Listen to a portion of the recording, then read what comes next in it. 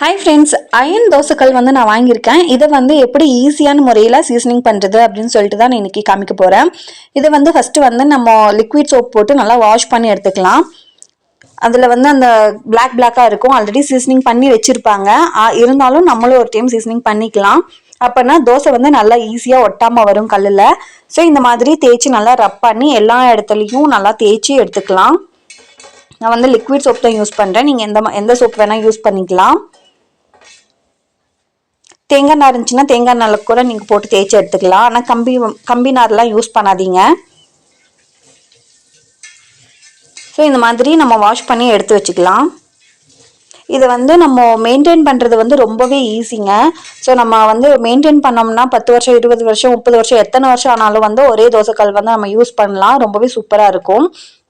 இப்போ வந்து இதை வாஷ் பண்ணி முடிச்சதுக்கப்புறம் அடுப்பில் வந்து வச்சுருக்கேன். இது வந்து கொஞ்சமாக ஆயில் விட்டுட்டு ஆயில் கொஞ்சம் சூடானதுக்கு அப்புறமா கடுகு போட்டுக்கிறேன். கடுகு கொஞ்சம் பொரியிட்டோம். இப்போ வந்து வெங்காயம், நான் வந்து ஒரு பெரிய வெங்காயத்தை இந்த மாதிரி கட் பண்ணி எடுத்து வச்சுருக்கேன். இதையும் இதில் ஆட் பண்ணிவிட்டு நல்லா நம்ம வந்து மிக்ஸ் பண்ணி விடணும். ஃபுல்லாக எல்லா இடத்துலையும் படுற மாதிரி நல்லா ஃபுல்லாக பரப்பி விடணும். வெங்காயம் வந்து ரொம்ப நல்லா வதங்கணும். இது ஃபுல் அண்ட் ஃபுல் மீடியம் ஃப்ளேமில் மட்டும்தான் வச்சு செய்யணும் இந்த ப்ராசஸ்ஸை.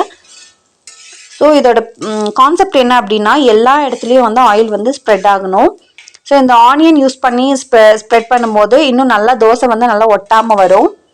ஸோ அதனால தான் ஆனியன் போட்டு வந்து சீசனிங் பண்ணுறோம். ஸோ இந்த ஸ்டெப்ஸ் எல்லாம் முடிஞ்சதுக்கப்புறம் நான் இதை வந்து டிஸ்கட் பண்ணிவிட்டு ஒரு பேப்பரோ இல்லை நீங்கள் ஏதோ கிளாத் அந்த மாதிரி ஏதாச்சும் ஒன்று வச்சு இதை வந்து க்ளீன் பண்ணி எடுத்துக்கோங்க. க்ளீன் பண்ணிவிட்டு கொஞ்சம் மொத்தமாக தோசை ஊற்றிக்கோங்க.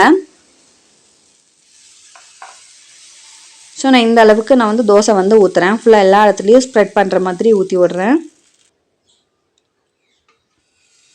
ஒரு 2 நிமிஷத்தில் பாருங்கள் எவ்வளோ அழகாக ஒட்டாமல் வருது.